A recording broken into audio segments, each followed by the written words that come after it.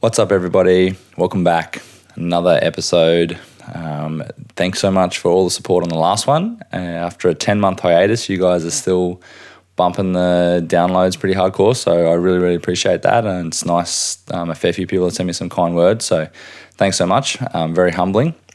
This episode is probably one of the first ones that sort of head away from the track of the outdoors, adventure sports, hiking, hunting, camping, fishing, all that sort of jazz. And ventures into the realm of combat sports and interesting high-achieving folks. So this episode features Josh Hinger, who is a world-class Brazilian Jiu Jitsu black belt, one of the greatest grapplers in the world, and probably will go down as one of the GOATs in Brazilian Jiu Jitsu. Very dangerous, very down-to-earth, very nice guy. I was recently in Thailand shooting a job for my good friend Luke, who runs BJJ Escapes. Josh was actually teaching at that camp. And yeah, we just got to chatting and hung out a little bit and done some shit. And Josh was kind enough to jump on a mic and have a bit of a chat for an hour and a half. So we talk about all things, the usual stuff that Josh is into, the comps and Josh's history in MMA. We're training under Chris the West Side Strangler Brennan, who, for those who don't know, is one of like the industry pioneers of MMA. And I knew he was a pretty hard bastard before I spoke to Josh about him. And then, yeah, Josh sort of just reinforced that fact. We talk a bit about Josh's time working for the Peace Corp and his time living in Eastern Europe and how different it is over there, and a whole heap of other stuff, just general chit-chat. And yeah, it was really awesome to talk with someone that's such a high performer and an elitist in their field. And I'm very grateful that I get the opportunity to talk to these kind of people. So please make the most of it, have a listen, and as always, feedback's welcome. Enjoy.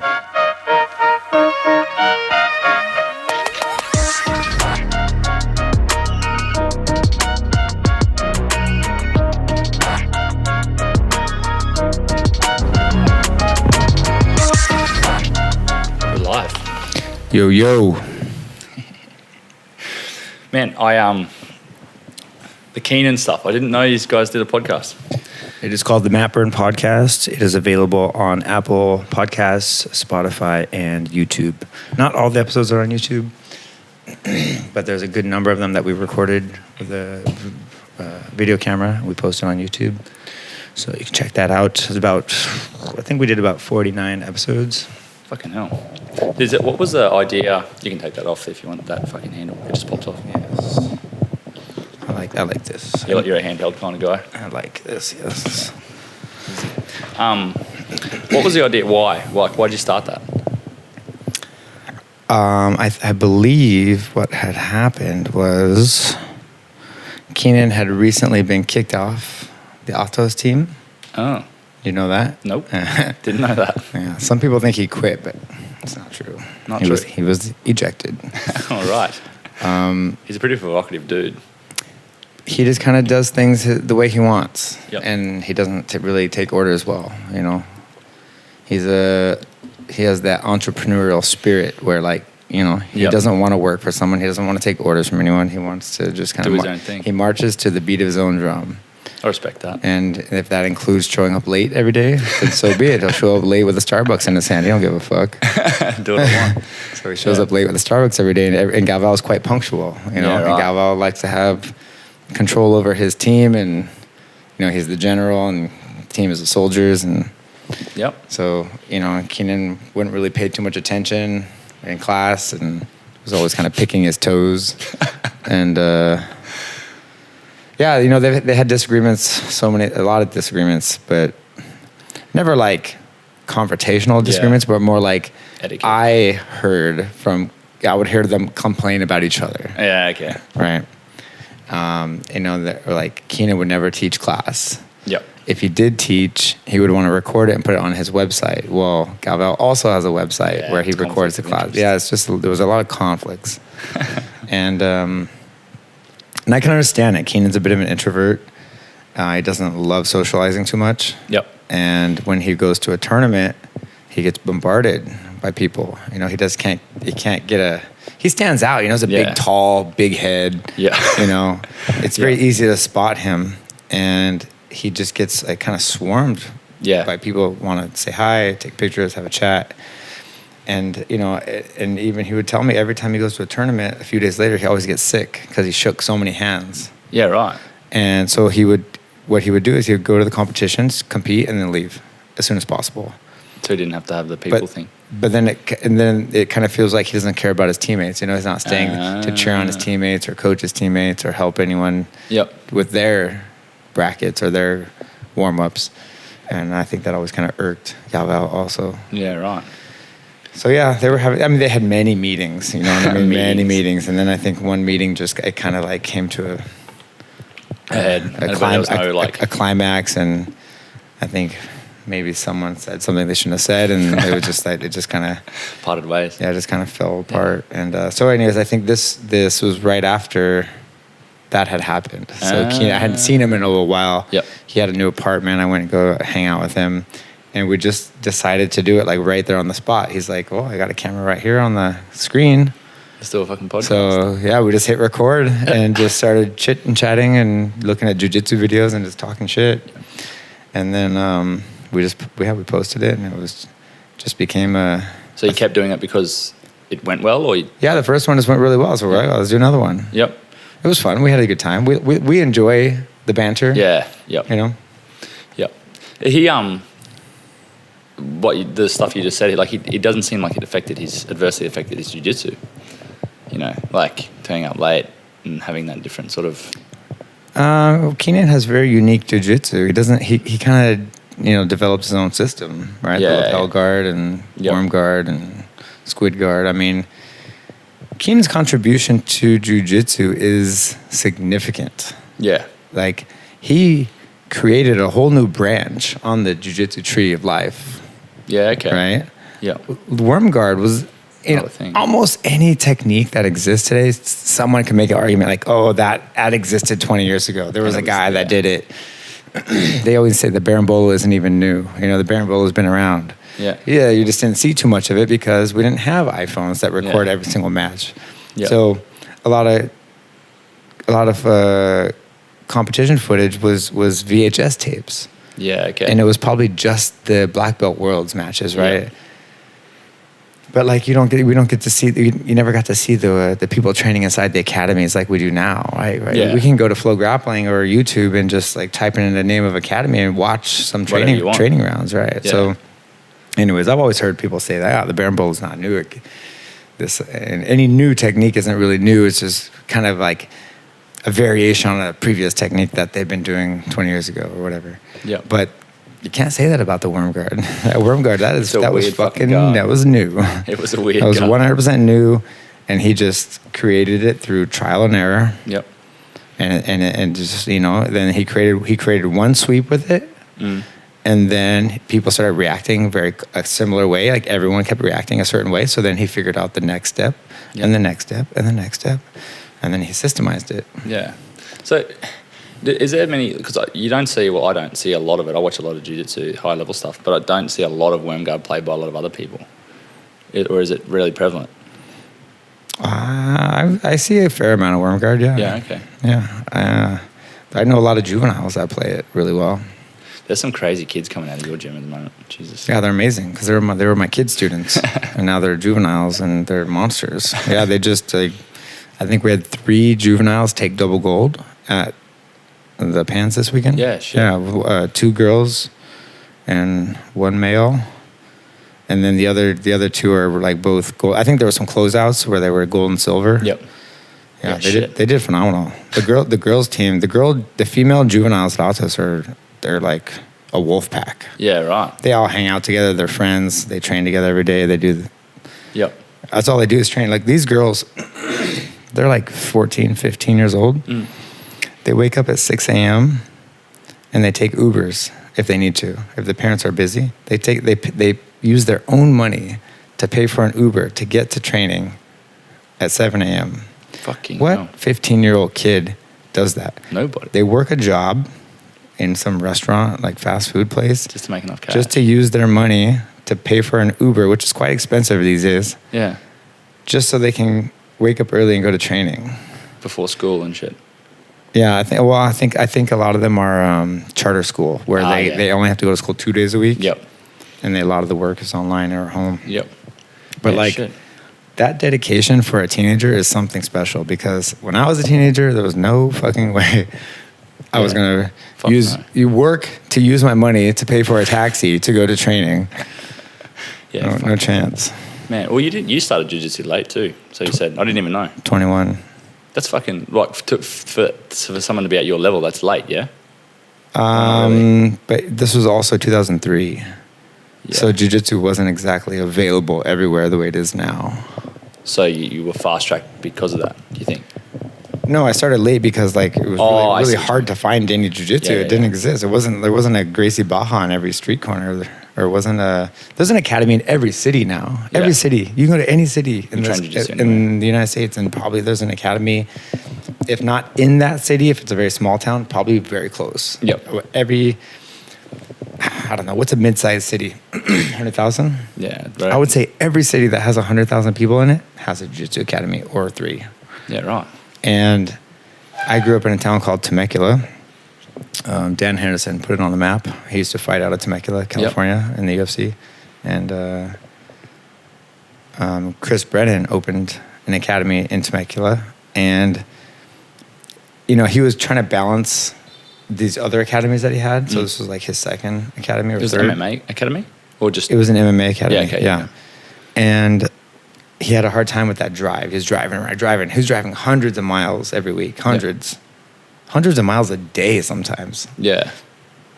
And his house was it was like a triangle that he would do every single day. He just couldn't do it. And so he wasn't as present in the academy. So it ended up closing after about 6 months. But that's where I started. So when it closed, the next closest place I could go to train was his other academy in Orange County. And I had to drive an hour each way to get to it. Yeah, right. And that's what I did. I mean, he ended up finding a different location. That was back again in my area. Yep. But that's the point. The point is, the one academy in my town closed, and the next closest one was an hour away, and I live in Southern California. Yeah. Now, there's 4 academies in every city, minimum. Yeah. It's not hard to find one that's close. If one closes, then the next one is 5 minutes away. Yeah, right. And fucking... So it just wasn't around. It didn't exist. No one knew what jiu-jitsu was in 2003. No one. People just knew what the cage fighting was. You could say cage fighting, MMA. Yeah. Was MMA... It wasn't even really called MMA. It was NHB. What's that stand for? No holds barred. NHB was the precursor to MMA. It was what MMA was before it was called MMA. Yeah, right. It was called no holds barred fighting, which means all holds... Soccer kicks and shit. Yeah, all holds are legal, meaning submissions. You can twist someone's arm or whatever. Yeah. Nothing was illegal. Yeah. So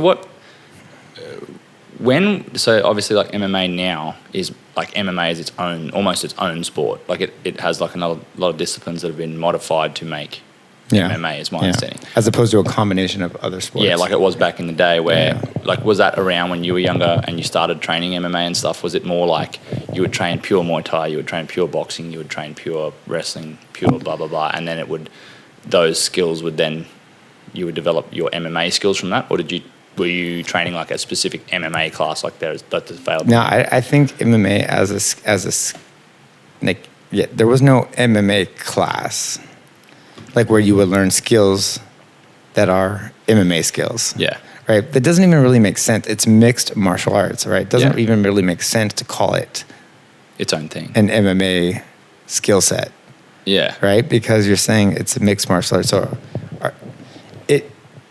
MMA is a combination of martial arts. And now it is kind of its own thing. It has its own identity as a single sport almost, instead of a combination of sports, which is what the mixed came from means, right? Mixed martial arts. Yeah.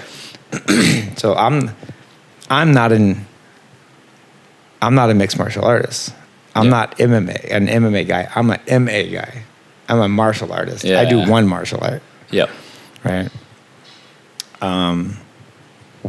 What was the question? Like when you started with Chris Brennan at his gym, were you training, say, separate disciplines to make? Yes. Yeah. Okay. We did kickboxing class. Yeah. wrestling class, jiu-jitsu class. Yep. And so that's what I did. I would go to training at 4, and we would do what we called fight class. It was fight class. And we just did full contact sparring for an hour and a half every single day. Fucking hell. Full contact, mouthpiece, gloves, go.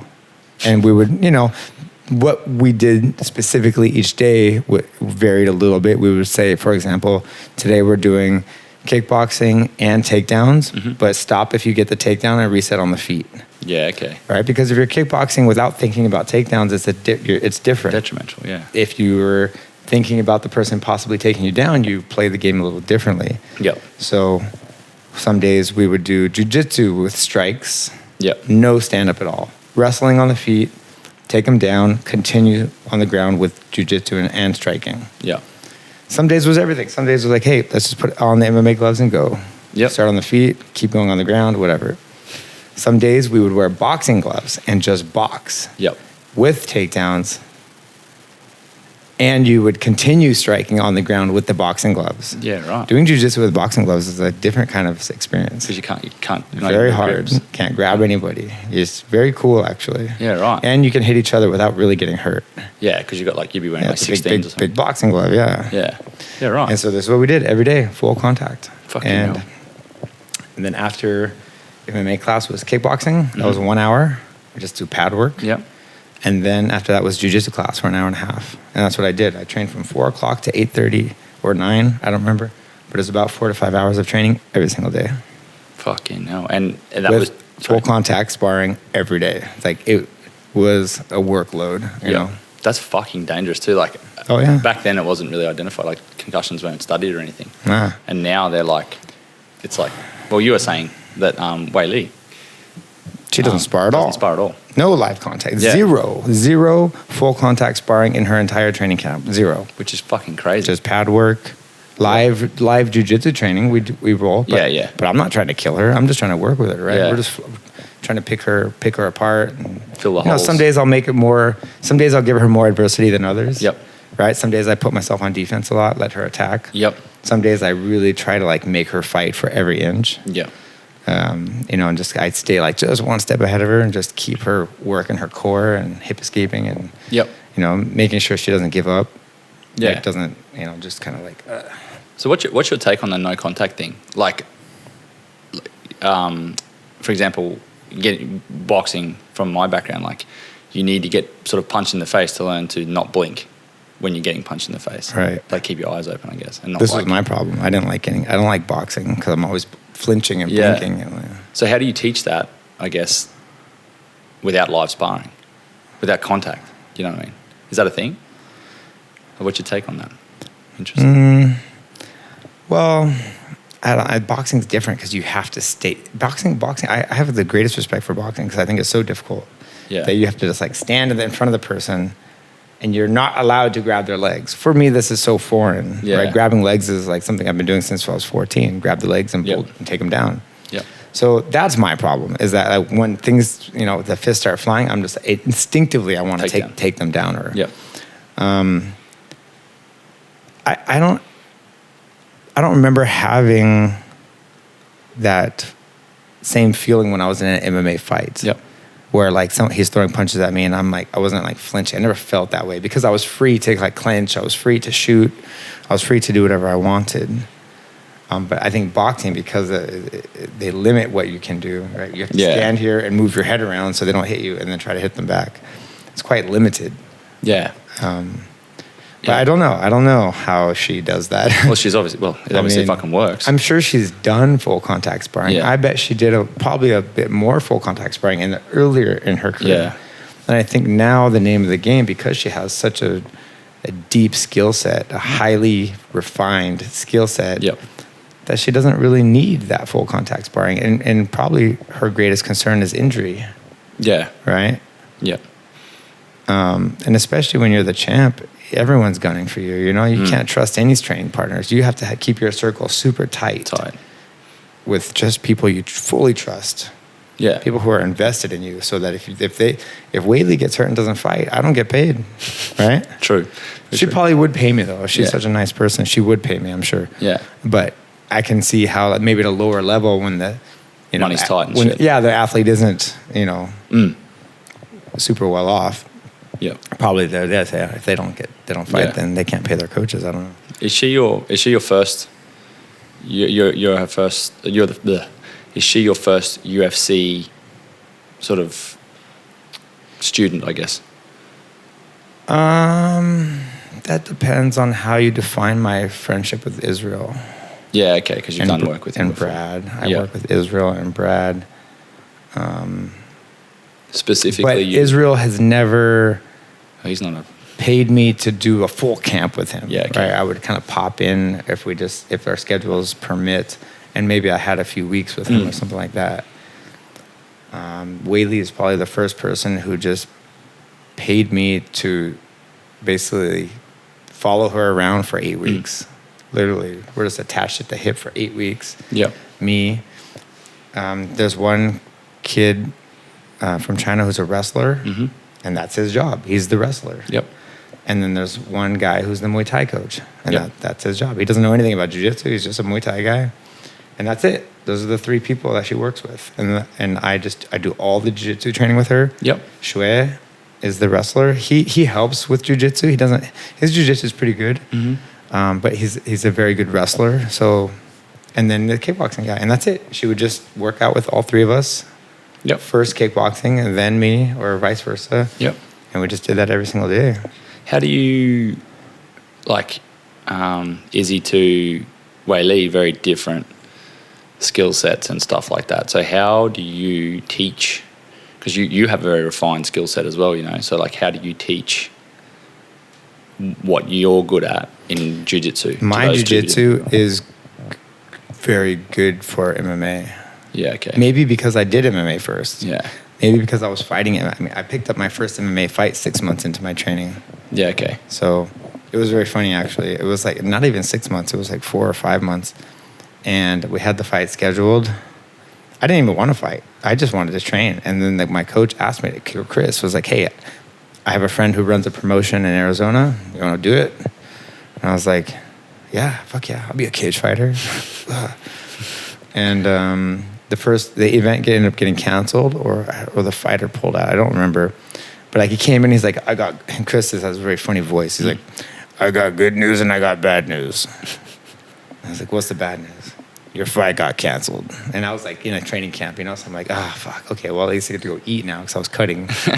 And then I was like, what's the good news? And he's like, you're a blue belt. And he threw the blue belt at me. Fucking hell. Oh, that was a cool moment. Man, that's crazy. I forgot the question. What was the question?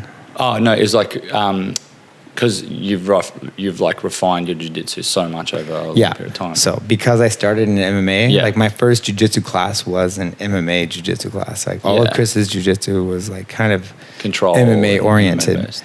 So I think my jiu-jitsu naturally became very MMA oriented, and I'm a wrestler. So I like to stay on top. I like front head control. And I know how to wrestle. So and when I started teaching jiu-jitsu, I was in Arizona. It was also an MMA gym, right? So I was teaching a lot of MMA-oriented jiu-jitsu. So, I just think... it just by chance. Yeah, just by chance. MMA was my first exposure to jiu-jitsu, and therefore my jiu-jitsu always kind of was MMA-based. So, yeah, right. I'm not a guard player or berimbolo guy or leg lock guy. Not that leg lock guys are terrible at MMA, but... Yeah, true. I mean, we have seen some guys playing legs and get knocked the fuck out while they were with their head on the mat. Yeah. Trying to do a heel hook and shit. Yeah. Yeah. So what is there a huge difference between, say, feeder promotions that go into UFC, ONE FC, Bellator? Difference in sort of training and skill sets? What do you mean? People in those feeder promotions, I suppose, are probably not as well funded and all that sort of stuff, maybe have to work still, things like that, versus someone like Wei Li that gets paid to fight.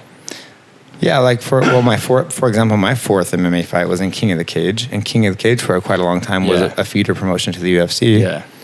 And at that time, I was working in a bank. Yeah. I worked in a bank in the mornings. I got off around 3 o'clock. I went to training at 4. Yep. And yeah, okay. Yeah, I was working a job to fund myself, fund my training. I didn't really pay for training. I've never really paid for training. I paid for my first year of training, and then I never paid again ever in my life. Because you were fighting or what? Yeah, because I was on the fight team. Yeah. So then I didn't have to pay for training anymore, and I was also like Chris's best student. Yep. And I would help with class. He was a bad motherfucker, man. I remember watching him like one of the pioneers of the sport. He is a pioneer. He was, for sure. And he came up in a very old school manner, and that's why that style got kind of pushed onto us. Yep. Because even when he was training with like Marco Hua, and they were training in a garage. And again, just fighting 100% full contact, like no holds barred, like go like 100%. Chris told me that there was plenty of times that Marco just beat the fuck out of him, put him in a concussion, sent him to the hospital sometimes. Jesus Christ. Yeah. That's fucking and bad. not that, and he didn't really do that to us, but he definitely had that style. Like it was kind of like that. He understood that was too much. Yep. And so then what we were dealing with was like a much lower grade. Yeah. Yeah. But compared to the intelligent way that people train these days, I look back at that and I'm like, dang, we were stupid. That was not a smart way to train. It's fucking detrimental to your long-term health too. Yeah, for sure. And I think both of my knees were torn. And during those days, like, I tore both my meniscus in different times. But it was just full on, man. It was full on. I remember live sparring with someone who was like 25 pounds heavier than me or something like that. Fucking Jesus. Still one of my good friends today, actually, Buck Greer. But yeah, and there was another guy, Adam Lynn, man. They were just brutal, bro. They were just no mercy.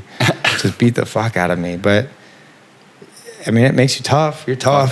You're a tough motherfucker if you can survive these classes. Shit. You definitely can scrap. Yeah. Right. Maybe you're not the most technical, but you got some grit. I think you need to have that period, like to succeed in fighting. I think you need to have a bit of stink. Yeah. Yeah. It's in my jiu-jitsu too, you know. Yeah. My jiu-jitsu is pretty physical. Yeah, it is. Very aggressive. I get You got like a resting bitch face. I can be way more aggressive too. This was a camp. I was trying to be nice to you guys. But like if I don't like someone, it's just real nasty. Real fucked up. I'll take the top of my head and just mash their face with it. Just grind it in there. Face palm, elbows in the neck. Just super. Get on top and just grind them down to a pulp. Yeah. Do that like 3 to 5 minutes into a match, and then the rest fucking. Yeah, you can just break. You can break people mentally with just a little grind. Yeah. Is that part of the game plan, or are you just fucking aggressive? Always. Anyway? I try to take their soul. Yep. I don't want them to ever want to fight me ever again. I want anyone who has to have a match with me to think, oh fuck. Yep. Fuck. So they're already like on the back foot before they even start. Yeah, it's like fuck. Fucking Hinger. I don't want to fight fucking Hinger. That's what I want. Yeah. But jiu-jitsu is a fucking brutal sport. Like people think because there's no striking, it's not. It's not as aggressive, but fucking it is crazy. It can be. It can be brutal, eh? It can be art to suave, and it can be fucking art to smash. Yeah. Yep. Fucking brutal. How's the Mandarin language barrier? We manage. Whole camp though, like Whaley's English is pretty good though. It's coming along. It's definitely deteriorated since we were last together. Oh yeah, because what was with me and her, we talk a lot. Yeah, you have to. We try to talk about. We talk about a lot. We're together all day, every day. We live in the same Airbnb. We go to the gym together. We eat lunch together. We go home. We're together all fucking day. And it's me and the other three also, right? And they're all speaking Chinese to each other, and none of them speak English. Yeah. The manager speaks a very little bit. He can understand me, I think, more than he can say. They probably all understand hers is it's in her, you know. She just doesn't have enough practice. She needs to practice more. So she knows words and she understands a lot of things that I say. I know how to speak down to her level. Yep. I was an English teacher. Right, English is a foreign language when I was in the Peace Corps. That's what I did in the Peace Corps. In the Peace Corps, I was teaching English as a foreign language. Yep. So I know how to speak to her. I know how to simplify it, break it up. Yep. It's shocking how many people don't understand how to speak to someone who is learning a language. They just speak out naturally, and they're saying they're using slang. They're speaking fast. They're kind of meshing their words together. It's like, no, you can't do that. Yep. You have to speak clearly. Give breaks between words. Yeah. Like I go to a store. you know. Don't use unnecessary sort of. Yeah, you got to take out. Yeah, take out whatever's unnecessary. You know, don't say something like "I'm gonna go." I'm going to go. Yeah, what is gonna? They don't know what gonna is. No one learns that. I wanna. Yeah. I wanna go. The game you play is good though. What's that? The game you play, the word game. Yeah, the word challenge. Yeah, everybody loves that. I used to do it with Galbao. That's how it started with me and Galbao. We're in Australia. We were in Australia, and I saw a word, and he was trying to say it. And I was like, "Let me get my camera. I want to hear you. Let's make a video." and then it was a huge hit. So I kept trying to do it. It's fucking funny. And then they would give me a word in Portuguese, and they'd try to say it. Yeah. And they would always give me this. Every single Brazilian would try to give me the same word to try to get me. Yeah. And I learned how to do it real quick. It was paralelepípedo. Jesus fucking Christ. Yeah, it's just the name of a city, I guess. It's the name of a city somewhere in Brazil, and they would always pitch this one to me like, "Oh, I'm gonna get them." Say paralelepípedo. And because I had done it so many times already, that every time they do it to me, I nail it, and they're like, "Oh wow, oh my god." Yeah. Fucking hell. Now, Whaley wants to learn English. She's motivated to do it, but it is mentally exhausting. I've studied 5 different languages, and I got pretty close to fluency in 2 of them. Yep. But it is exhausting. Yeah. It's a big mental drain. Your brain has to work in a way that is really unaccustomed to work. Yeah. And especially when you and she's in a training camp, you know. Her energy needs to go to other things, and she has a disgusting amount of shit to do when she's in a training camp. She's going to medical evaluations like every week. She's getting things in the mail from the UFC. They're like, "Yo, you got to sign this, you got to do this." Like, they're constantly throwing things at her to do. Yeah. Oh, I got to go do this media shit. I got to do that. I got to do this, and don't skip training. Yeah. And obviously, the training is crazy intense. Yeah. You know? And so yeah, to dedicate like your mental energy to learning the language is like not really the top priority. But we've had this conversation, and I explained to her. I said, "Look, we need to get your English really good, right? Better your English, more fans, more money. Yeah, this is the equation. Makes sense. She understands, and she wants to be able to speak, you know, with Joe Rogan, in the cage in English, You know, and she did a pretty good job last time, but you see it like, especially in that moment, there's so much going on. It's like so hard to focus. You're fucking exhausted. You're overstimulated. Massively overstimulated. But she, you know, it's funny when you watch her in her interview. She goes, "I'm back. Oh my God, I'm back. She goes, I dream about this." And then she wanted to say something, and she totally just like tried to go into English. She's like, "Nah, I'm going back to Chinese." And but she did on some of the media days, she would try to do some English. Anyways, it's a goal of hers. That's good. But we have to manage the energy that's required for that. You just reminded me of the scooter story. You said Peace Corp, and I immediately went straight to that fucking scooter story in Vietnam. Yes, the old scooter story. This is 2007, and Turkmenistan was the first country. Where is that, Ed, for my benefit? Central Asia. It is. They used to be called Turkestan. It was Soviet Turkestan. Okay, there were no actual countries before the Soviet Union invaded, and then decided to build nations and create borders like artificially, really very badly. And so they drew these borders and created these countries, and they put these bureaucrats in charge of them. And then when the Soviet Union collapsed, whichever bureaucrat was like the head of like a governor, you know what I mean, became president all of a sudden of a new country. A new country was born. He became a president. Yeah, wow. And so Turkmenistan is the southernmost. It was the southernmost point of the Soviet Union, bordering Afghanistan. So that would be the route that the Soviet Union took to try to take Afghanistan. They tried to invade Afghanistan. Yeah, I do. The U.S. funded the Mujahideen to fight the Soviets. And then they kept those weapons and used them against us. So this is just north of Iran. Yep. It's Turkmenistan, right? And to the east of it is Afghanistan. To the north is Uzbekistan. Yep. And on the west border is the Caspian Sea. On the other side of the Caspian Sea is Azerbaijan. Azerbaijan, Armenia, Georgia. These are the Caucasus region. Yep. And then if you don't know where Uzbekistan is, either is just above Uzbekistan is Kazakhstan. Yeah, Kazakhstan. And just above Kazakhstan is Siberia, Russian Siberia. Fucking hell. So it's kind of like Kazakhstan is the geographic dead center of Asia. Yeah, okay. That makes sense. So it's just below that. Yep. Yeah, so Turkmenistan. Yeah. So anyways, so I was in the Peace Corps in Turkmenistan for 2 years. They give you 3 weeks vacation a year. And so me and my buddy Hans was a half German, half Mexican bald man who loved to party. Hans, yeah, he looks more Mexican, but his name is Hans, so it's super funny. Hans is like the most German name ever, but he doesn't look very German. Yeah, right. He's a character. He's a really good friend of mine, and he speaks like 7 languages very well. Huh. I traveled the world more than anyone I've ever met. And Hans was like, "Hey, let's go to Vietnam for our vacation." I was like, "Okay, cool." And actually, we flew to Thailand first. From Turkmenistan to Thailand is an $80 flight, which is fucking great. Yeah, $80. Yeah. And then that was my first time to Thailand. And then from Thailand, we had to wait a few days to apply for the visa to Vietnam. And then we went to Hanoi. And then we spent 3 weeks in Vietnam. And we went all the way down the country. And the last place we got to going south was Nha Trang. Just south of Da Nang and north of Ho Chi Minh City. Okay. And we were there for a few days, and we were partying and in a nightclub and having drinks. And I kept getting bumped by these 2 Irish guys. Yeah.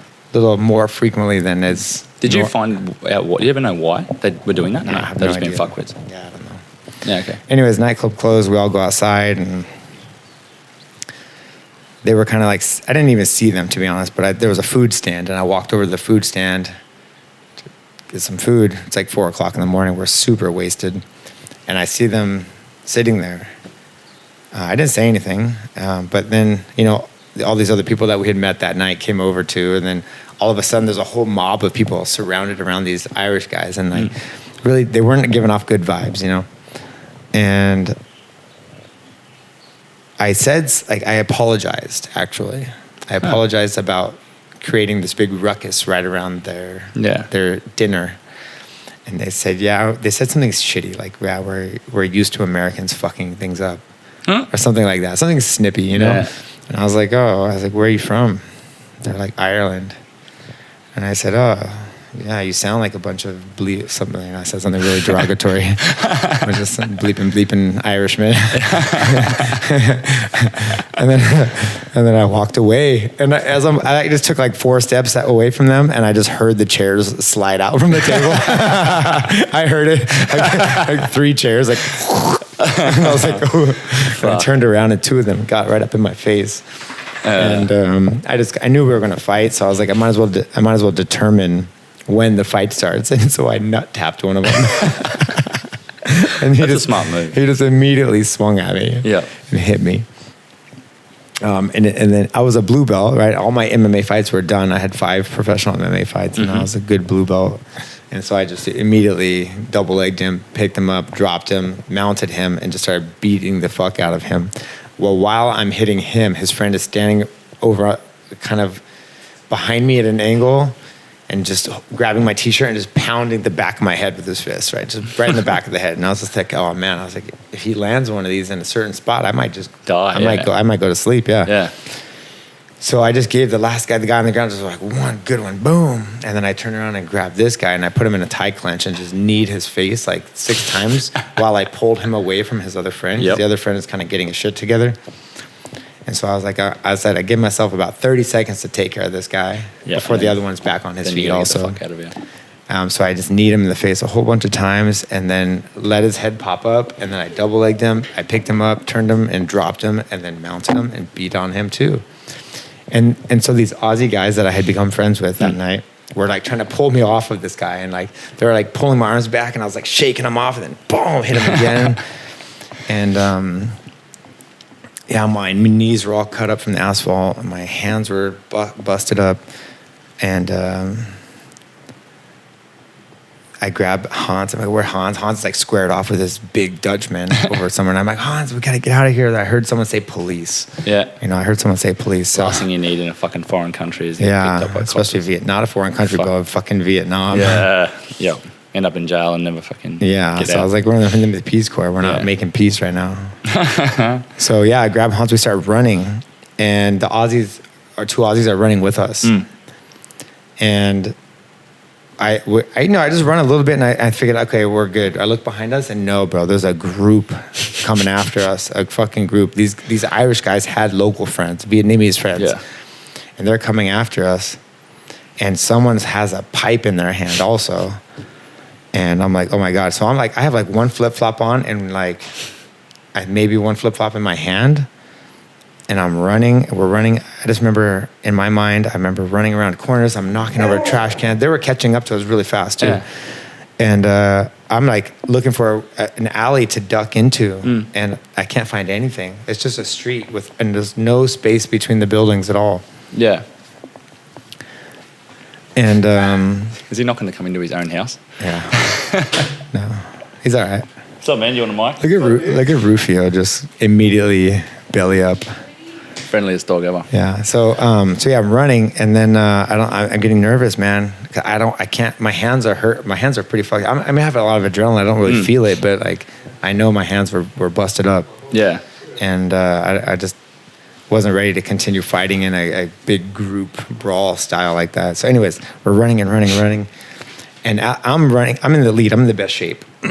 So I'm ahead of the other 3. And then a scooter rolls up right next to me, just matches my pace. Yep. And he just kind of looks at me, and he gives me a little head nod. Get on. And I just kind of ran, and I jumped onto it. Who was it? It was just a scooter taxi. Oh, yeah. So Scooter taxis are so common in Vietnam. Okay. Yeah, it's a scooter taxi. He knew you were an easy You jump on the back $10. of the scooter, you pay them some money, they take you somewhere. Yep. And I just wanted to like catch my breath. I wasn't trying to even like get away from everyone. I'm not going to bail on my friends. And I looked back to see where they are, because I told him like, don't leave them. Like just stay ahead of everyone, but don't leave them. And I looked back, and there was 3 other scooters. And everyone jumped on one scooter. There was 4 scooters that came for 4 of us out of nowhere. And then we all just made a scooter escape together. That's fucking random. Those Vietnam guys would have been like, here's 4 easy fucking wins, like fucking cash. Oh yeah. They could have charged you whatever they wanted to. And we paid. Yeah, we paid 100 dong or 100,000 dong or whatever that. It ended up being like triple what was normal. Yeah, for sure. Worth it, but fucking. Yeah, I mean they saved our asses. Cost you more in hospital. And what we didn't want is for them to go back and tell the guys which hotel we're at. Yeah, okay. You know what I mean? Pay for their silence. Yeah. Fucking hell. What And then there's more. Sorry. So then we're hanging, and then these other Aussies that were somewhere else that are friends with our Aussie friends, they came because we're at the Aussie guys hotel, and then their friends came back, and apparently they had a clash with these same guys because these guys were looking for us. They were like looking for the 2 Americans or something, and so they were like roaming the streets, like trying to find us or whatever, and they ran into the Aussie, and I guess they assumed we were friends with them, but I don't think they knew exactly who we were because we were just friends with their friends. Yeah, right. Anyways, they had a big conflict. Yeah. And so they had a big, I don't know if they had a fight or like, but they definitely had a confrontation. Sounds very Australian. And so then those Aussies came back to the hotel, and they were like, these fucking Irish guys were trying to fuck with us because they were pissed off about the American guys. And yeah, so we just like hid out in their hotel, and I had blood all over my shorts, and then one of the Aussie guys gave me his shorts, and I still have those shorts to this day. You framed them, and I'm still Facebook friends with them. That's fucking awesome. 20 years later. Holy shit! Is that one of the most hectic street stories you have? I've not been in too many street fights, but that was a real one. Yeah. Yeah. That was pretty hectic. Yeah. I mean, most of the other confrontations they got into, I just kind of jumped on their back and choked them out. I didn't really like throw hands, you know. Yeah. This was like one of the times that I threw hands. Yeah. And I think I was really frustrated. I was frustrated because of my life in Turkmenistan. Turkmenistan is the most frustrating place you could ever visit. Is it like Muslim and stuff? What is it? They're like Sunni Muslim by title, but like their behavior has nothing. They drink vodka, they eat pork. They're not Muslim by any stretch of the imagination. So they're more like, but they pray. They pray like Muslims. Yep. There's mosques everywhere. yeah, But the president of Turkmenistan the former president. He's dead now. He died while I was there. Actually, it was crazy. yeah, shit, We thought there was gonna be a revolution, but there wasn't. Nothing. yep, Yeah, he built a mosque, a beautiful, biggest mosque in Central Asia, and then he put his name on it. And so the imams all the imams from around the area were like, he wanted them to come bless the mosque. Yeah. And they looked and they're like, it says it's your mosque. Like you built this mosque for yourself. They're like, you can't do that. yeah. It doesn't belong to anyone. Yeah, You're not God. What are you doing? So fucking hell. It wasn't like a real mosque. Man, what was the driver to make you work for Peace Corps and then go and live there? Just wanted some adventure. Just want to travel. Just want to get out of the country and go on it. I wanted to have an experience that no one else had. I told the Peace Corps this. I said, I want to go somewhere weird and crazy. Well, and I want to go somewhere unique, and I want to have a different experience. Yeah. And I got that. Hand over fist. I got the most unique experience you could ever get. Because Peace Corps is not there anymore. They got kicked out maybe 4 years after I left. Because the government just wasn't cooperating. They just were giving the Peace Corps a really hard time, and the Peace Corps was just like, fuck this, we're out of here. Yeah, right. We can't deal with this crazy bureaucracy. Fuck. So what? It's a fucked up country, man. It's kind of like North Korea. Same. The president thinks he's a god, more or less.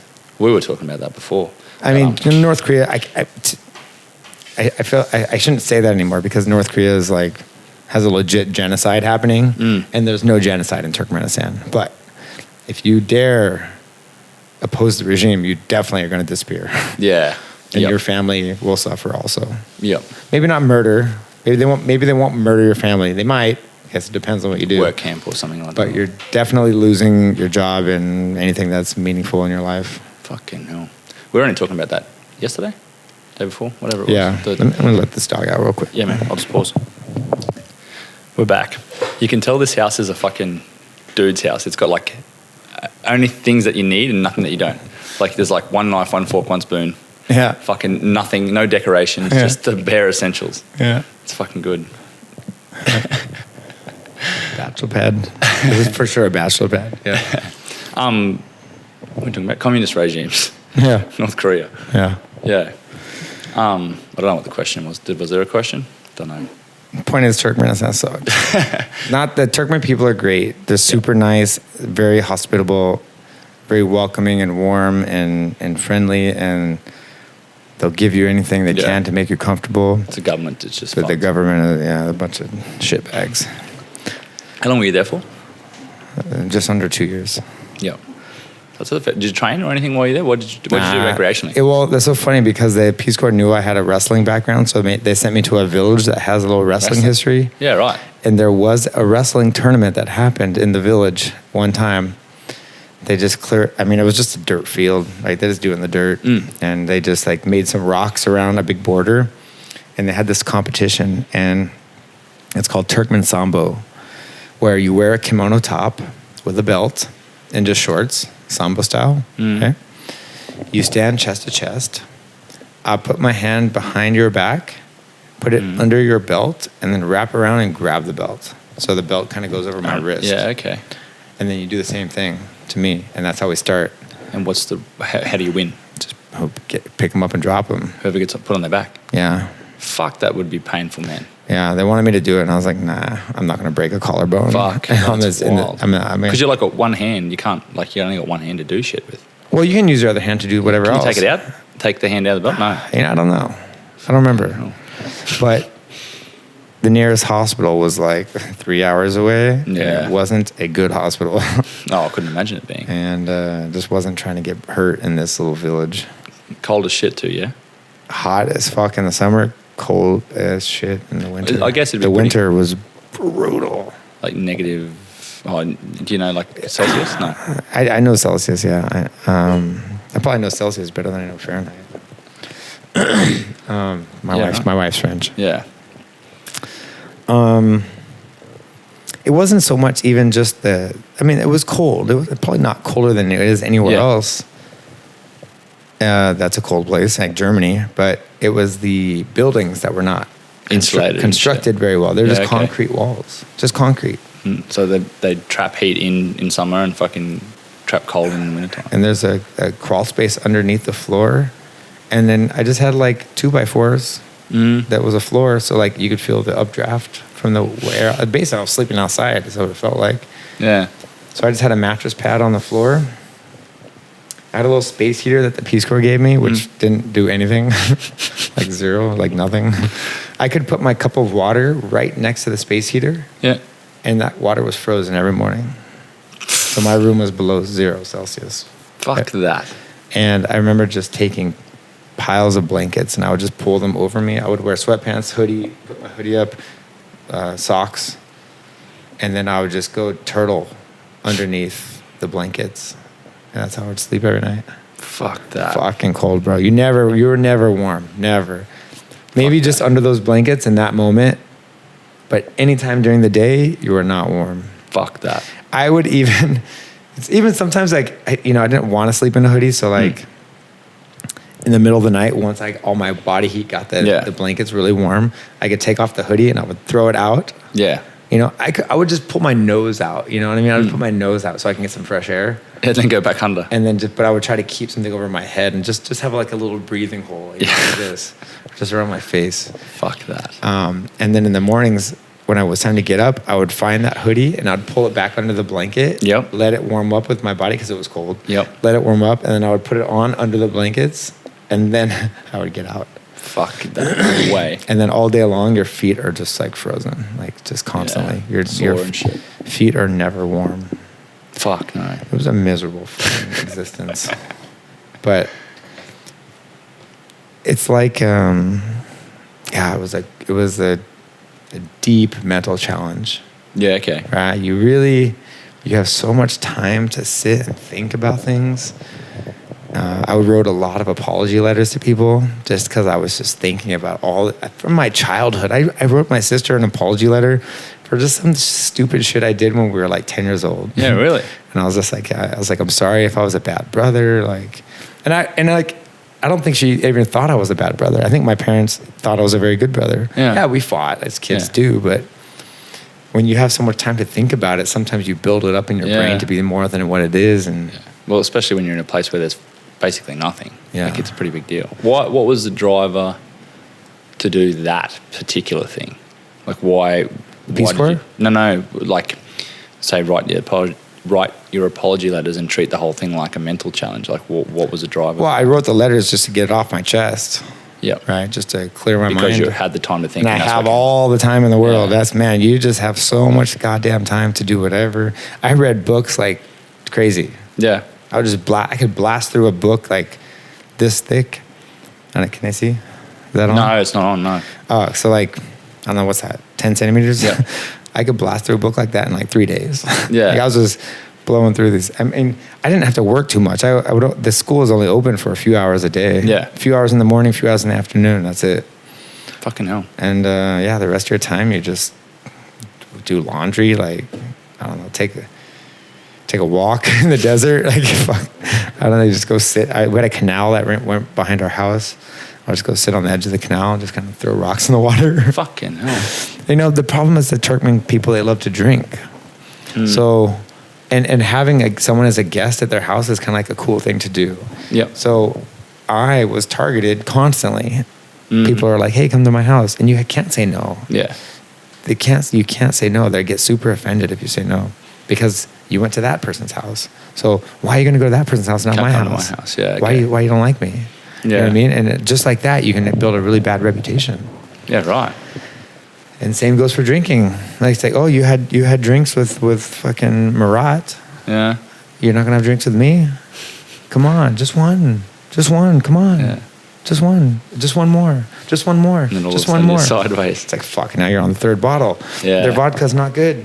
It's not good vodka. It tastes like gasoline. It's like homemade vodka. It's dangerous. Like, maybe you go blind. Yeah. So like, it was hard. It was hard because I was constantly battling these invitations to go to this party or someone's birthday, someone got married. And it's the same rodeo every single fucking time. You go to the person's house, you sit around this cloth on the floor, you sit there, everyone's talking, they're going to ask me the same questions that I hear every day. What are you doing here? What's it like in America? And of course, they don't know how to speak to me. Yeah. Just like we were talking about, people don't know how to speak to Wei Li. Yeah. They don't know how to speak to me. They're just like jabbering at me fast. They're using slang.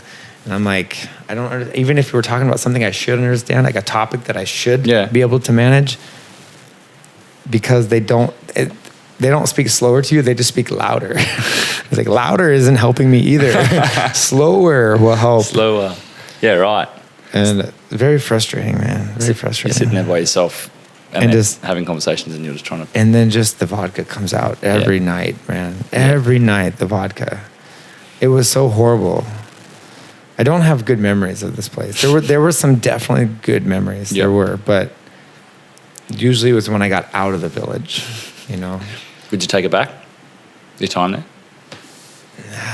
I don't know. I think a lot of that. I think that time really, again, it was a big mental challenge. You really battle your mental demons while you're out there. Yep. And you really test your patience and your perseverance, and it was hard mentally. Physically, no problem. The food, the struggle, the cold was pretty brutal, but it was like that cold weather on top of all the mental struggles. That was what made it. It was like compounding your difficulties. And those motherfuckers do it every day. I don't want to say I would regret it, because I'm quite happy with my life right now. Yeah. And if I change something, then there's the butterfly effect. Yeah. And then who knows where I would be, you know? Maybe I'd be an accountant for Coca-Cola now if I didn't go there. Who knows? Yeah. Because I understood my love for grappling when I was in that country. That's all I wanted to do was go home and train. So right. And that's what I did. I came home and I just dove back into training, like full time. Mm-hmm. Got a job at Bank of America and just trained as much as I could. Yep. And then that led me to the individual who hooked me up with my first job teaching jiu-jitsu. Yep. So who knows? I would have, maybe that had to happen for me to get to where I am today. I think about shit all the time. It's weird like that, hey? If you go back and change something, you can change your entire future. Yeah. So I don't know. Who knows? Well, you don't know how good is until you know how bad is. Yeah. Because you need a comparison. I always wonder if I had 2 more years of training, how good would my jiu-jitsu be? But then you might not be as mentally strong, so you still might not have won the stuff you've won, you know, because you didn't go through that fucking hardship. And the Peace Corps is why I got into graduate school. It's why I went to the graduate school that I went to, because they had a whole department on Central Asian Studies. So I got a scholarship to study Turkish, because Turkmen's kind of useless. Can't really use that language anywhere outside of Turkmenistan. So I said, I'll study Turkish. This is more useful. Yeah. Turkey's kind of a big deal. Yep.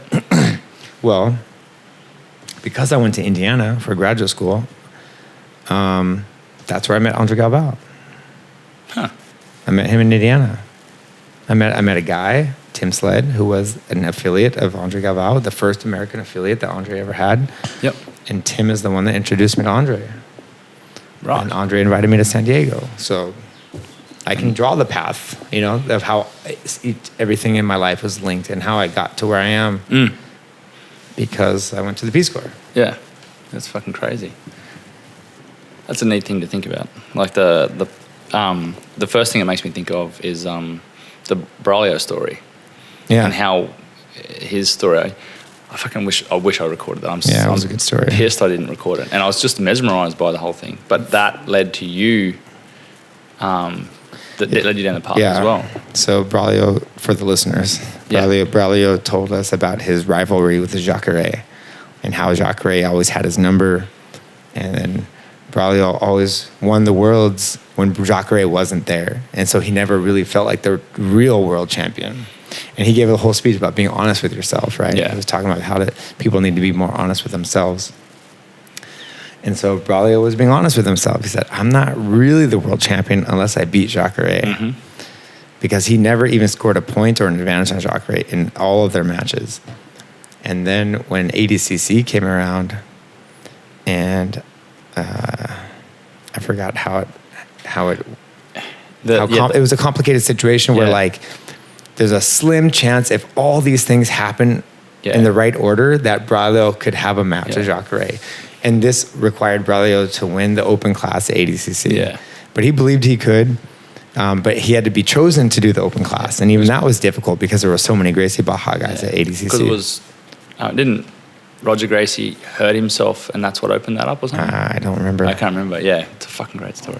Yeah. And then I think Jacques Ray was replacing Drysdale. Yeah. It was supposed to be Drysdale to do the super fight, but then something happened to Drysdale, and then Jacques Ray replaced him.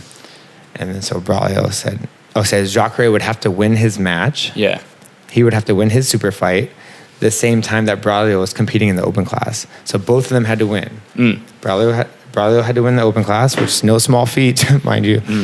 Especially in that era, fucking hell. And Jacques Ray, as a replacement for Drysdale, had to win against whoever it was that he was having a match with. And then it happened. Yeah. And then Braulio, 8 months before the match, Braulio broke his neck, quadriplegic, for like 3 days. And then fucking scary. And then was able to come back from that. And then he was able to beat Jacques Ray. And then when Braulio was fighting Jacques Ray, Andre Galvao was in the open class. And Andre Galvao won the open class. And so now Andre Galvao is the challenger against Braulio, who's now the new ADCC champion. Mm-hmm. And because Andre was going to fight Braulio, when I met Andre and I trained with him and I was trying to jump on his head and guillotine him, he said, I need you to come to San Diego and help me train for Braulio because you have a good guillotine. Braulio has a good guillotine. I would like you to help me train for his fight. And that's how I got my invitation to San Diego. And you've been there pretty much ever since? Yeah. So when Braulio told that story, and I was like, wow, that's so interesting because all those events that happened that brought Braulio to Jacques Ray, and he beat Jacques Ray, and then Andre Galvao won the open class, and then it's all connected, right? It's all a chain of events, and there was such a slim chance that Braulio and Jacques Ray could meet in the ADCC super fight. Yeah, it was like 2009, and then they were going to fight in 2011, wasn't it? Andre won double gold 2011. Yeah, okay. That's when Braulio won his fight against Jacques Ray. Yeah. And he won double gold. Braulio won double gold in 2009. Yeah. And so because Braulio won, yeah, Andre felt the need to recruit a guillotine guy. And that was me. And that's how I got to Altos. And it was just crazy. It was a crazy story. It's weird how that plays out, man. So do you think do you think sort of what you said before, that your timeline till now, you wouldn't have changed too much? Like, you can't. No, if I had the time machine, I wouldn't take the risk to go back and change it. Because might not have been. Because when I come back to the present, it might be very, very different. Yeah. It's too risky. I'm not going to go change the past. Too risky. How do you find, how do you maintain, like, love of jiu-jitsu, I assume, but how do you maintain so much discipline to be able to compete at the level that you do? Because you're in an era where there were some fucking absolute monsters that you were competing against. Like, how do you maintain mindset? I loved training hard. I've always loved training hard. Me and Andre are quite similar, actually. He gave this interview one time when someone asked him about me, it was like a pre-ADCC interview. And and he's like, Josh and I, we both love to train hard. And it's true. It's true. I love hard training. That's why I got along with Dan so well, because Dan gave me a good fight this weekend. And I think you have to love that. You have to love that hard, grindy training. It's adversity. It's mental adversity. It's physical adversity. And then when you spend enough time doing that, and then even, over the years, you develop some good techniques. And so now I'm just kind of at a point where, like, it's so habitual, the hard training and the grinding. It's like, it doesn't feel... You don't have to, like, negotiate. It's not new to me, you know what I mean? It's just like, I've been here before. I know this feeling. It's a very familiar feeling, actually. It's so familiar that it's nice. Kind of like an old friend. Yeah. Visiting an old friend. Yeah. This hard training. Yeah. So you don't, like, It's not. It's just a part of your life now. It's like it's just one of those things. It's like just getting up in the morning and taking a piss. Like it's just one of those things that are part of your life. If I don't train or get hard training, I get really grumpy. I get kind of sad. I get kind of like blah. Yeah. It's me and my wife have talked about it. She's very similar. That's kind of how we connected. Yep. Because she had the same life, but in judo. Yeah, okay. Right. She devoted her whole life to judo, hard training. She was on the national team in France, where the people you're training with are your competitors. That's that's something to think about, huh? Yep. What if you had to train in the same room as all of your competitors? That's fucked. Every day. 50 of them. Everyone knows everyone's game. And they're all competing to get on the Olympic team. That's the goal. The goal is the Olympics, right? So you're competing with people who want to fight for that one spot on the team. That would have to be toxic as fuck, wouldn't it? So it would have to be gross. She said you can never be friends with someone who's your own weight. Yeah, the makes sense. Small people were always friends with the big people because they never had to fight each other. Fuck that. Yeah. Well, I guess and all the different coaches were there too, watching. Yeah. Also, if something bad happened, all the coaches saw that. Yeah. Okay. The coaches of your opponents, your coach, the coaches who they're just there. I don't know what the strategy behind that's fucking weird. That doesn't make a lot of sense. I mean, that's how else do you make an Olympic team? Yeah, I suppose. I guess that's if you're looking at it from a coach's perspective, it does make a bit of sense, I suppose. Because this immediately makes me think of your last ADCC, where you were sort of stuck in division. Well, yeah. So I had to fight Lucas, huh? Yeah. And I've trained with Lucas like 100 times. Yeah. And Thai. Yeah. So yeah, it was a very similar situation. It was very unpleasant. Yeah. It was very unpleasant. So just multiply that by 50. Yeah, fucking hell. Did that? How did you go into those matches? What was your brain like? Thai is a cardio machine. Yeah. I knew there's no way I could keep his pace the whole time. So I had to just play defense for the first 10 minutes. And he put me on defense, man. He got me right from the very beginning. He threw me on my ass. Yep. He got that rolling Kimura. Yeah. And just launched me. Yep. I mean, I had to jump, but yeah. He came at me hard, I don't know that he played his normal game. I think he was trying to smash me. And that's not really the Thai that I'm familiar with. We didn't train together the entire camp. We were in the same room together. We did a few warm-up drills together, but that was it. We didn't do any live training. And Cade too. Cade didn't train with me. And that was okay. I understood. And we talked about it beforehand. Yep.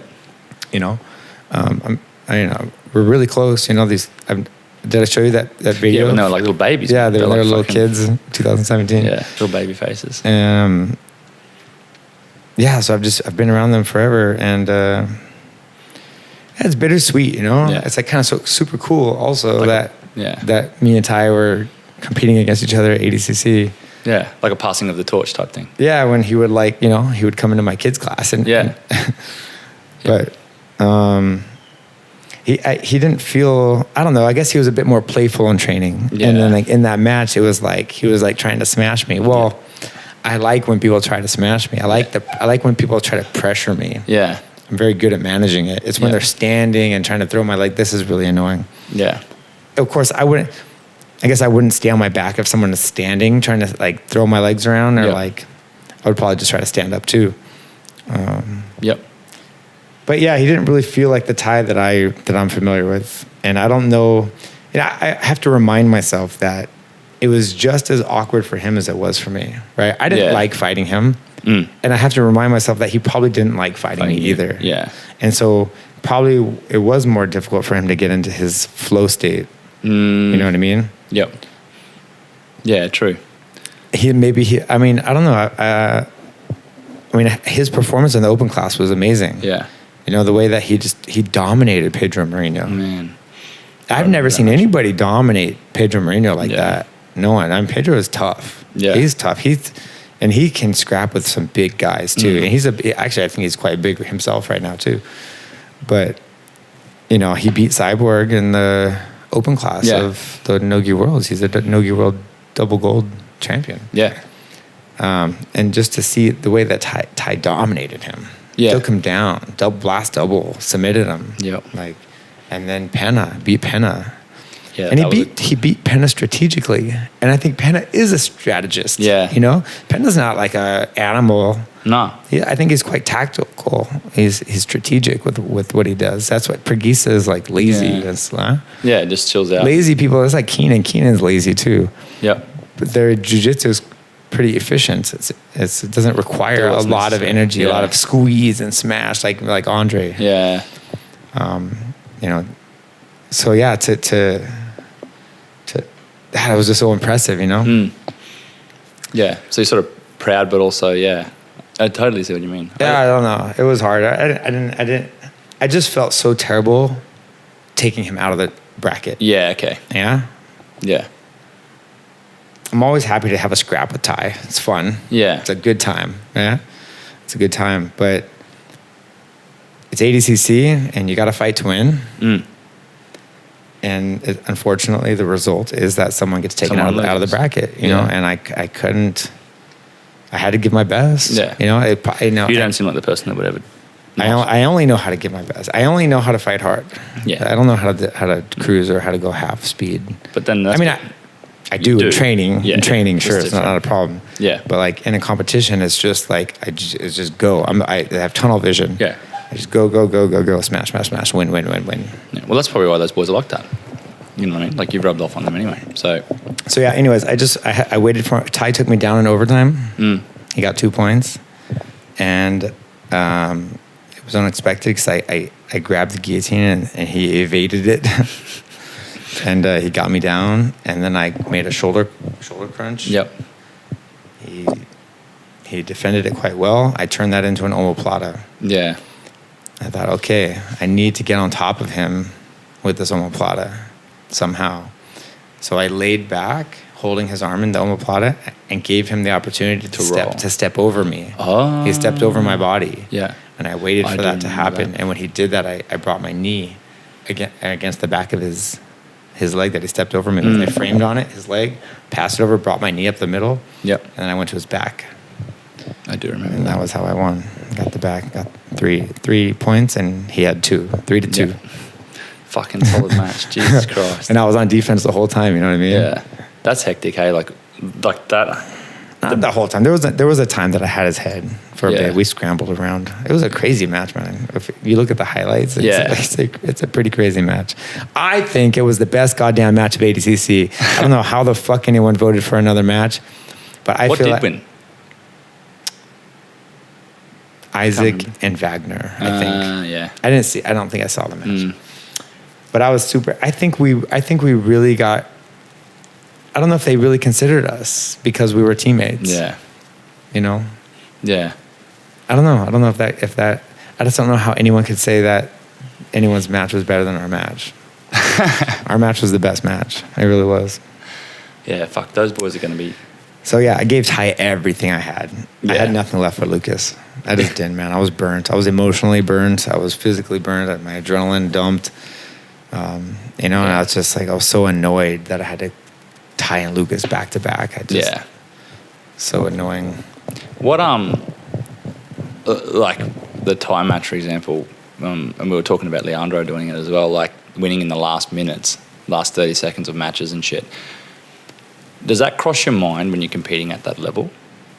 Like, you know what I mean? Like 30 seconds to go, do you find your decision process changes? Like, or is your jiu-jitsu so Anytime refined? I'm losing, it doesn't matter how much time is left. If I'm losing, I'm in panic mode. Yeah, okay. I'm in a fucking panic mode. I'm controlled though. I need to get ahead. Yeah, of course. Like, I'm not being like wild or reckless, but if I'm losing, I want to get back on top ASAP. I'm gonna do whatever I can as fast as I can to get my point lead back to where it should be. So yeah, I don't like losing at all. I don't like being down on points. I'm like super stressed out. So I'm in like hyper drive. Yeah. Anytime I'm losing. So you want to score as early as possible. Yeah. In matches. I'll start jumping on submissions like a madman. I'll do whatever I have to do. Yeah. So like if you watch it, right when Ty got the 2 points, like I didn't stop working. I went shoulder crunch, omoplata, back take, all like pretty quickly. Yeah, Andre had a thing that he used to say to us. He said, you have to find a way. It's not always an easy way to figure out. It's not an easy path to figure. Sometimes it's not an easy answer. It's not a clear path, but there's a way. And you have to figure it out. And you probably don't have a lot of time to figure it out. So and that's what I did. I just found a way. I just would grab onto something and hold it until I saw something better to transition into. Right? I had the shoulder crunch. It was all I had to begin with. And then I was like, well, this is not working. Okay, I can make this an omoplata. That's better. Yeah.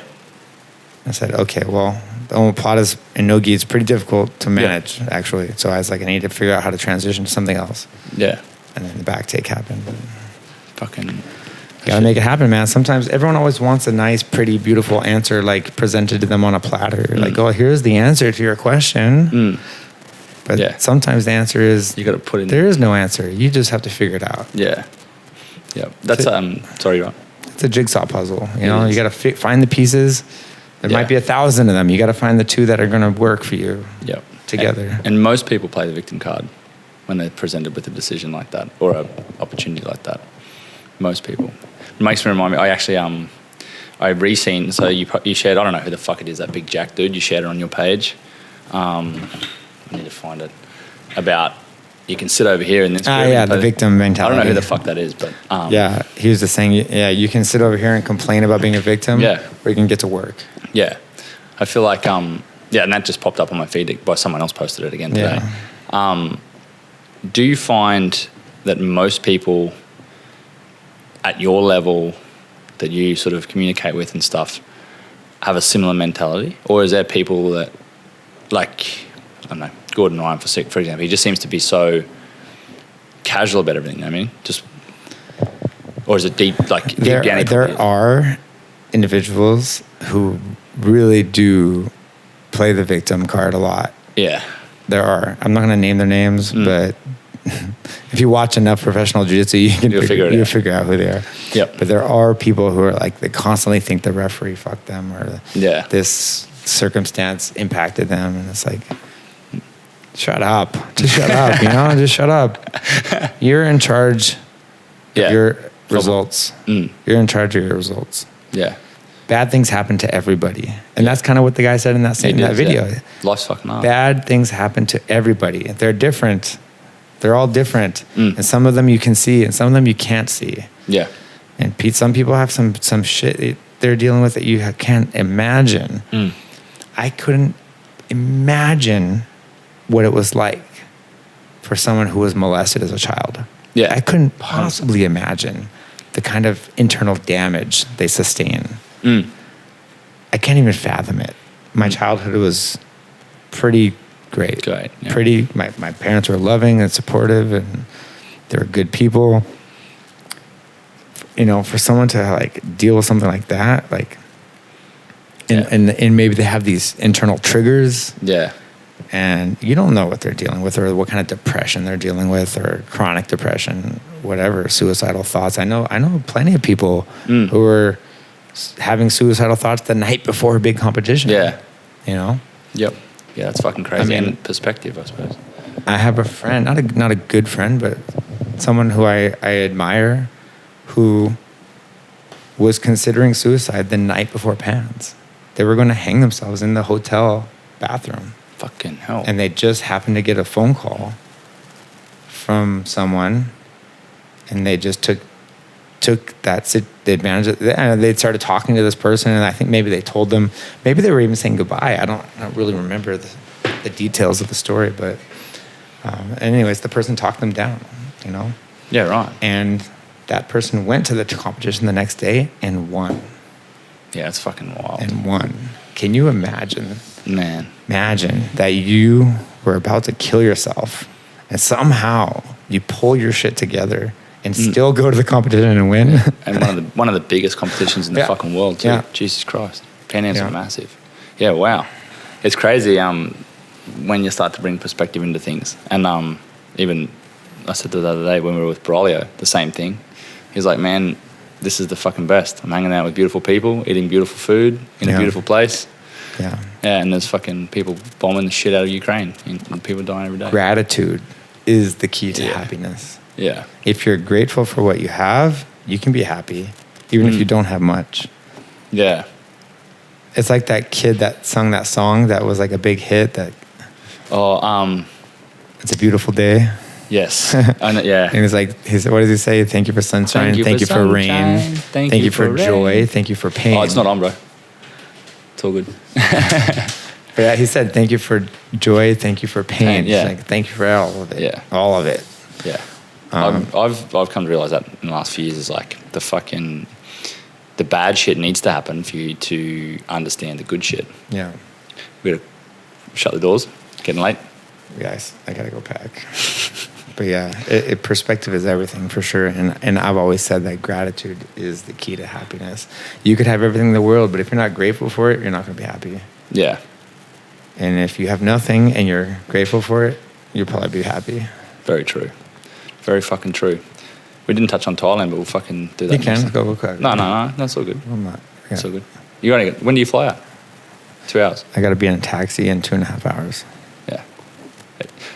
We can kill it if you want to. Yeah, let's go. Yeah. No, I just wanted to talk about basically because you spend a fair bit of time in Thailand now. Like, what's your take on it all? You know what I mean? Like, and you come here fairly often now, and come to this gym fairly often now.